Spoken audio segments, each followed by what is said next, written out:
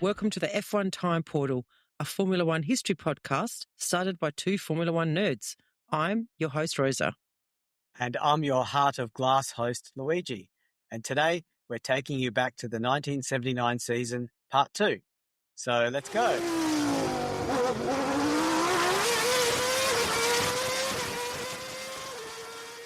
Heart of Glass. Good song. Yeah, who sings it? Oh, I knew you were going to ask me that. I knew it. I don't know. It's a woman singing it, isn't it? Yeah, it is. Is it Fleetwood Mac?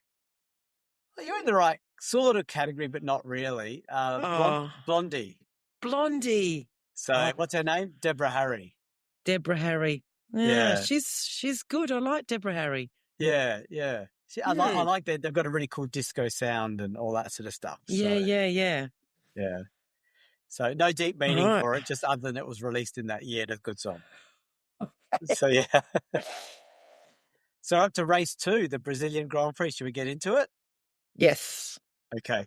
So this race is at Interlagos. It's on the February the 4th, which I think is a couple of weeks after the Argentinian Grand Prix. 40 laps and the weather was very hot. So yeah, we're back at this 5-mile, nearly 8-kilometre circuit, which is actually the longest on the calendar. They had undergone major renovations in the intervening year since last year. They had installed new pits, new stands and a new press room. So, yeah, the popularity of F1, Luigi, with all of those kinds of things becoming bigger, new stands for more people and more media. Some corners had also been eased off a bit and resurfacing of some of the bumpier parts of the track. Drivers thought the modifications on the track hadn't gone far enough, though, with the majority still saying the track was very bumpy. As we said in the opening, a lot of teams are fiddling with their cars during the season to get them right. For this race, Brabham started using their new ground effect car, the BT48, which we said was based on the Lotus 80. So just watch out for Brabham having issues this race. Yeah. And Lotus and Wolf making modifications to their cars in an effort to improve their performance. Yeah, I think Lotus was sort of up there a bit in the last race, but not really Wolf. So when practice started on Friday, McLaren were not in a good mood. Firstly, Tombe crashed his car in the Thursday pre-race test.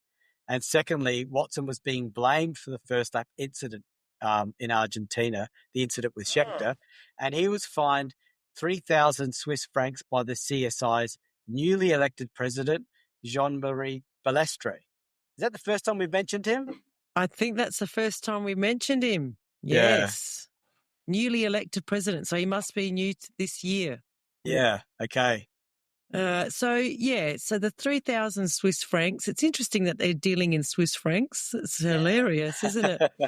It's about US $8,000 in today's money, in 2026 money. So not too bad of a fine.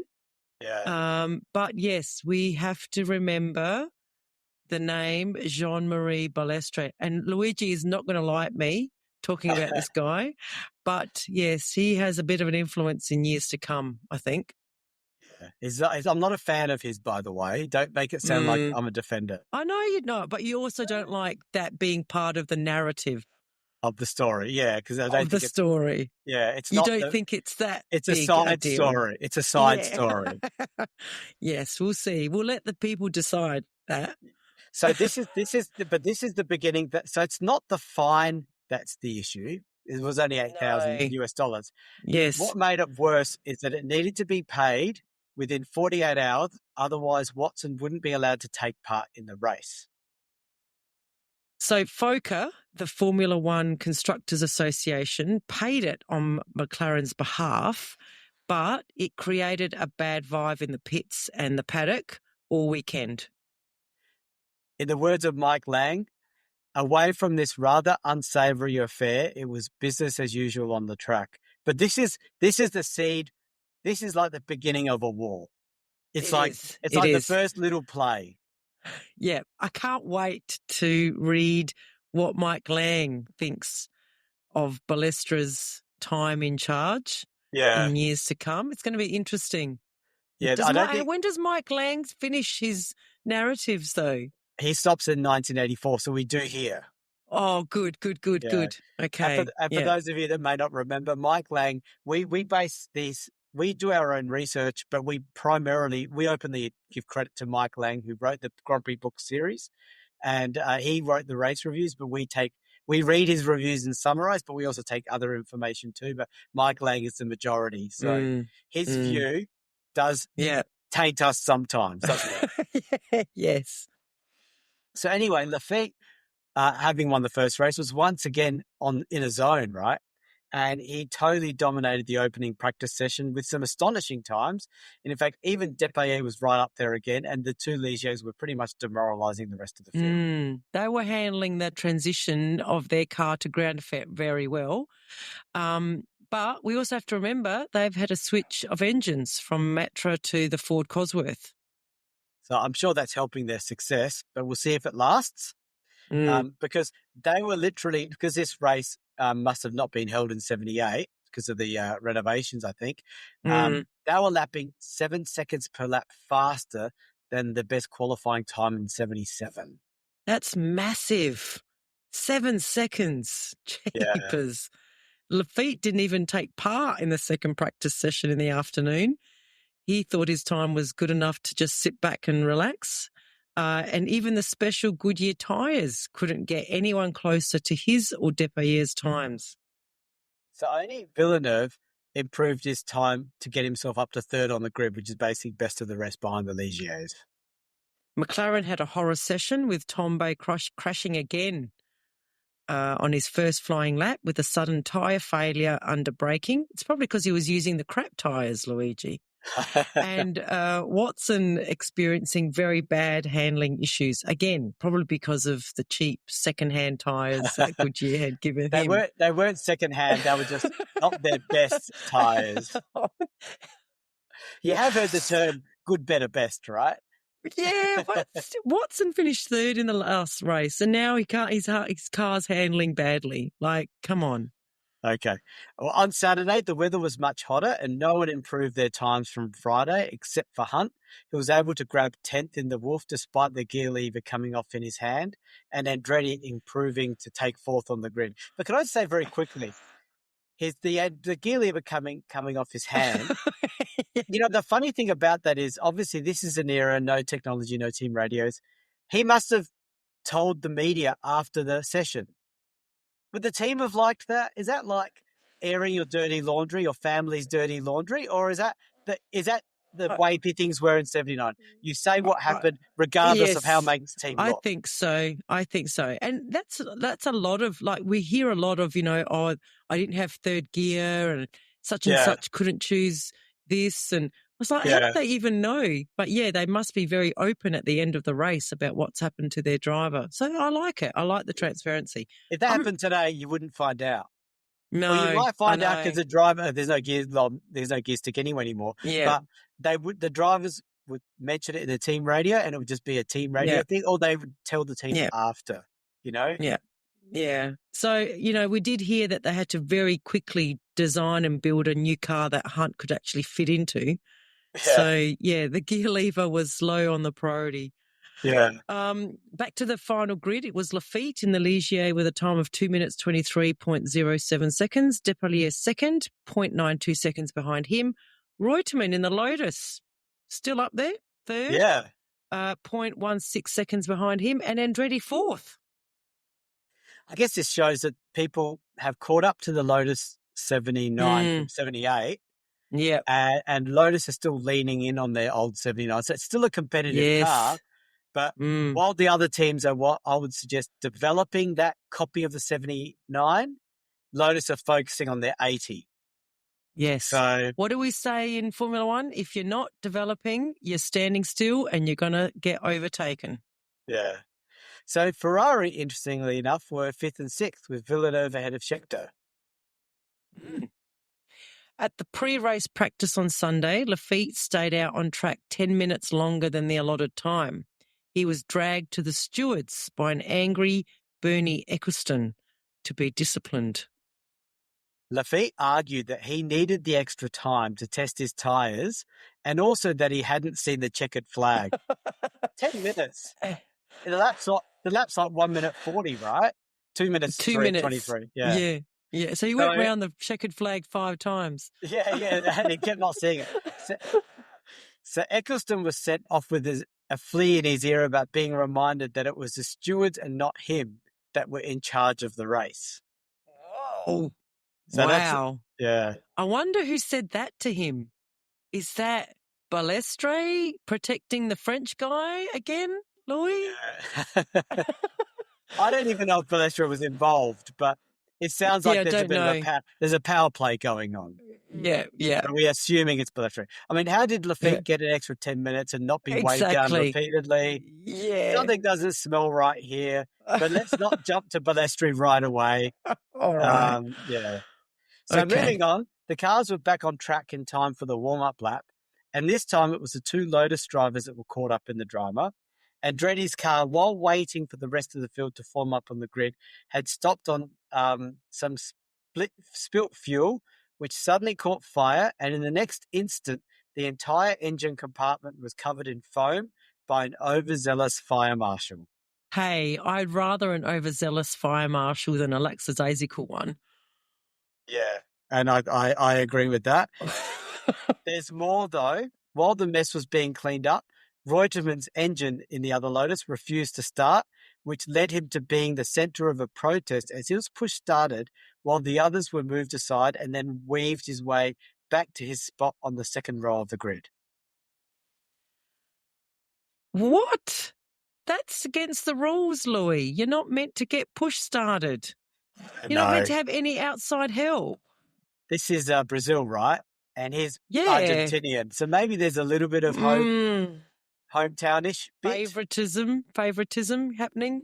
Anyway, a bit unusual, and I think that comes to play at the end of this race. We'll see. Okay. So back to this race start. When the lights went green, Laffite made a superb start, but his teammate Depailler developed too much wheel spin, which allowed Reutemann to sneak into second place. Depailler, however, got the place back on the straight, and soon Reutemann found himself being elbowed into fourth by his teammate Andretti. So no love lost between those two, I imagine. No. Yeah, Reutemann's known to not be the best teammate sort of person. No, it's a repeat. Yeah. So meanwhile, Scheckter in fifth was under attack by Fittipaldi, who made a great start from the fifth row, which is a 10th or 11th. And Pironi was up there too. So Fittipaldi, we're mentioning him a little bit again. I know. Well, he always does well here, doesn't he? Yeah. I mean, it's his home race. Yeah. But both Pironi and Fittipaldi ran wide, allowing Scheckter to keep fifth place. But Fittipaldi was not to be denied because on the next lap he got past the Ferrari of Scheckter. This is a Fittipaldi in a Fittipaldi, and also the Lotus of Andretti to take fourth place. The reason for the easy pass was that Andretti's Lotus had lost a cylinder and was retired after it was found to be leaking fuel from a split diaphragm and responsible for the fire at the start of the race, after all. Wow. So good job to that fire marshal for giving us a bit of excitement in this race, not for Andretti's benefit. But meanwhile, the 2 Ligiers out front had just taken control of the race. So attention was now on the Brazilian of Fittipaldi as he pressured Reutemann in the other Lotus for third. Pironi in the Tyrrell was still trying to get past Scheckter, who was having tyre grip issues from his hard compound Michelins. Yeah, that was Scheckter. Yeah, and Lauda now in 8th place behind Villeneuve, and he was finding it hard to choose between 4th and 5th gears, and he'd retire soon after, along with his young teammate Piquet, who had a run-in with Regazzoni in the Williams while trying to overtake him on one of the quarters. Right, so that's 2 did not finishes for Lauda and Piquet from 2 starts. Not a great start, is it? No. By lap 10, the Ligiers may as well have been in another race as they had opened up a huge lead over Reutemann and they were still pulling away. What did Ligier have for breakfast? I know. Yeah. Behind Reutemann, Fittipaldi was hanging on. Then after another gap came the best scrap of the race between Scheckter and Pironi. Pironi had passed Scheckter on the 7th lap. Then Pironi had a huge spin from which he from which he miraculously was able to recover, which he, of course, lost the position back to Scheckter. But then on lap 11, Pironi was again ahead of Scheckter after a hard chase and overtake, this time without the spin, and started to pull away from the Ferrari driver. So a little bit of excitement that's now over, I guess, you think. Villeneuve in the other Ferrari, meanwhile, was down in a lonely 7th place with his engine low on power, and he was also managing tyre issues similar to Scheckter. So much so that, so much for those Michelins. And Enzo did go down this path, but okay, these are early teething issues, I guess. Yeah. On lap 22, this is 40 laps race, Fittipaldi, still comfortable in 4th, suddenly lost a wheel nut and had to crawl around on an entire lap to get to the pits. He rejoined the race well over a lap behind the leaders in 16th place. I do feel sorry for him because I know that it's his home race and he should have joined that team in the first place, but still it's his home race. So, yeah. Yeah, I know. You feel very strongly around the sliding doors moment of Fittipaldi. The race ended with those Ligiers crossing the finish line 5 seconds apart, with Depailler experiencing oversteer in the dying stages, falling away from Lafitte. Reutemann and Lotus would finish a sound 3rd, again outperforming what we know of that car. Pironi was 4th in the Tyrrell, and he was the only other driver not to have been lapped. So it shows how strong those Ligiers were. Good fight back from Villeneuve and Scheckter to finish in the points in 5th and 6th after late pit stops to change those poor Michelin tyres. And obviously Reutemann came 3rd, but what happened with the push start thing? Because there was a protest. Yes, what happened? Well, the protest started immediately after the race, and so the Argentinian was initially excluded from the results. However, the protests were subsequently dismissed by the organisers on the grounds that they should have imposed a penalty at the start. What? The Ferrari team manager, Marco Piccinini, in true Ugolini tradition, filed a written protest, but this too was rejected and the results confirmed. What? This is just so odd, Louis. The organisers, I'm assuming the organisers are the Brazilian people. Yeah. It's just funny. It's like just because the rule wasn't applied properly, you get away with it. That's what they're basically saying. Because you weren't punished the right way at the right time, you can have a free run. So, and of course, Piccinini having his protest rejected. Yes. Ugolini never got his way either. No, and he for never those of got. you, he never won, did he? He always protested and lost. Never. Yes. Yeah. And for those of you that don't know what we're talking about, in the 1950s, Ugolini was a team manager for Ferrari and Maserati, and he was known for protesting and never winning the protest. Never won any of his protests, no. Yeah. So this is another fine example of decision making by the CAA. But what a start by CIA. But what a start by Ligier, dominating this new ground effect era, or the continuation of it really, as it started last year. It really started in 77 a bit. And yeah, smashing Jarrier's pole time by so much, setting the fastest lap and leading every lap of the race to the finish. And Rosa, in the opening, we talked about how I said there's 3 parts. I'm calling this part 1. Yeah, okay. Yeah. Yeah, okay. Well, people will have to keep listening to understand why. But yeah, it was a Jackie Stewart-like dominant start to the season, wasn't it? For Ligier, and Lafitte was just on fire at this point in time. Yeah, interesting. So yeah, he's leading the championship on 18 points. Reutemann is second on 10 and Depailler third on 9.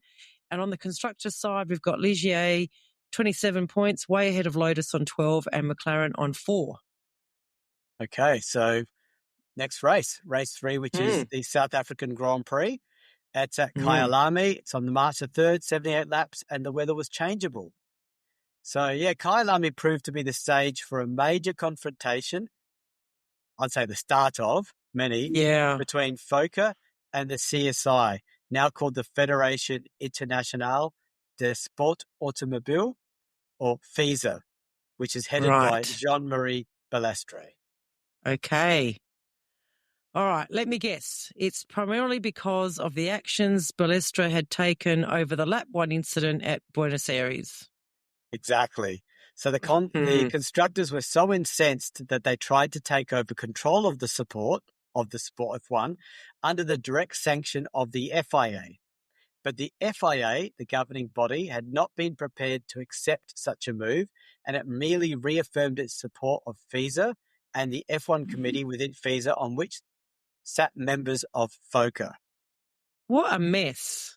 Yeah. I bet tensions ran high after that. It seems like there's so much governance mess. Like if people from FISA sat members of FOCA and F1 was the governing, like it's just a governance mess here. Yeah, and I think it's because we're going to go through this for the next 2 or 3 seasons, by the way, everyone, until something is resolved, and we'll get to that. But FOCA still hated FISA, headed by Balestre, but both sides kept their feelings well hidden and stayed out of each other's way so the weekends could progress smoothly. Maybe we'll just give a very quick headline of what they are. Just FOCA represents the teams. The constructors, mainly the independent teams like Williams, McLaren, Brabham, not the manufacturer teams. No. FISA is a division of the FIA, and FISA are the ones managing the the sport, the rules and the regulations and the stewards and things like that. But this definition of power gets defined later, but it's a bit blurred. Yeah. Okay. Back to the racing then. We have 2 brand spanking new Ferrari 312 T4s on the grid for Villeneuve and Scheckter. Yeah, this is a big move, their ground effect cars. And a lot of other teams were making aero modifications to try to catch the flying Ligiers. Funnily enough, though, it was not the non-ground effect based Renault. Sorry, it was the non-ground effect based Renault of Jabouillet, which took first honours during pre-race testing on Thursday. Yeah, in fact, he even ended on pole with a time of 1 minute 11.8 ahead of Scheckter in the new Ferrari and Villeneuve also in the new Ferrari. So the new Ferraris are doing all right, but Jabouillet sort of came out of nowhere with that pole. Lauda surprisingly lined up in 4th with his BT48 ahead of the 2 Ligiers of Depailler and Lafitte. So they're 5th and 6th at this point. Still up there though. So race day started off dry and sunny, but by the time the cars were forming on the grid for the 2:15 p.m. start, dark clouds were hovering and there were even spots of rain. It wasn't enough, though, to dissuade the race organisers from declaring the race a dry race. And so everyone set off on slick tyres for the warm-up. So race start, Scheckter got the jump on Jabouillet's Renault, probably not helped by even though it's a twin turbo, it's still a turbo lag. But he got the jump on Renault's, but then found the Renault was trying to run down the inside as they went into the first corner. Side by side, they sat with neither driver preparing to yield an inch all the way around the bed until Jabouillet finally surged ahead. The turbo kicked in. Yeah. At the end of the first lap, Jabouillet was in the lead with Scheckter right behind him, followed by Villeneuve and Lauda a little further back in 4th. Then they were followed by Lafitte in the Ligier, Peroni, Jarier, Piquet, and then the 2 Lotus drivers of Andretti and Reutemann. The rain was coming on now, but the battle at the front was epic, with Jabouillet barely holding off the 2 Ferraris. But as the track got slippery, Jabouillet backed off and both Ferraris got past, one on either side, with Villeneuve squeezing ahead of Scheckter. What a move. That would have been exciting to see. No. Yeah. So the 3 cars still remain nose to tail, but the rain was now falling harder and the race organisers were getting nervous and they red flagged the race. The storm lasted 20 minutes and soon the cars were lining up for the restart in the order of race positions at the end of the first 2 laps. So, yeah, that meant that Villeneuve was on pole, Scheckter 2nd, Jabouillet 3rd, but the big problem was whether to start on wets or slicks as this track was still very wet. In the end, only Scheckter, Depailler, Tombe and Piquet opted for slicks, with the rest of the grid lining up on wets. And I'm curious as to whether this will be the difference, depending on who wins this race.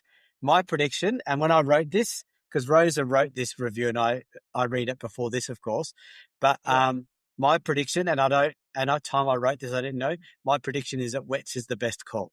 So let's see. Right.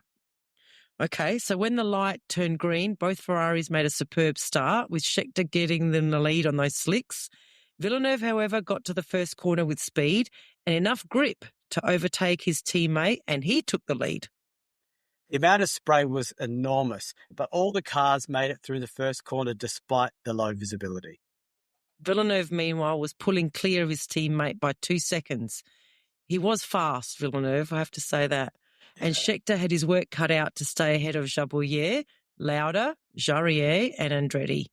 Yeah, let's not forget his Schecter's on those, he's on the wets, right? Yeah, they lined up. Yeah, Schecter's on the wets and Villeneuve's on the dries. Scheckter's on the dries. Scheckter's on the slick. Oh, yeah, you're right. Sorry. My apologies. Correct. Yeah. So it does look like the wets are the better tyre choice so far. Yeah. Villeneuve continued to set a searing pace despite the conditions. He was good in the wet, wasn't he? I think, again, we see the good drivers really step up in the wet, and he built a lead of over 15 seconds over the next 6 laps. Yeah, Mike Lang does talk a lot about how good Villeneuve is in the wet, and he commonly uses the term driving in the wet like it's dry. Yeah. So, okay. Yeah. So, the sun was out now and the track was drying. So it became obvious that he, being Villeneuve, would need to pit for slick tyres.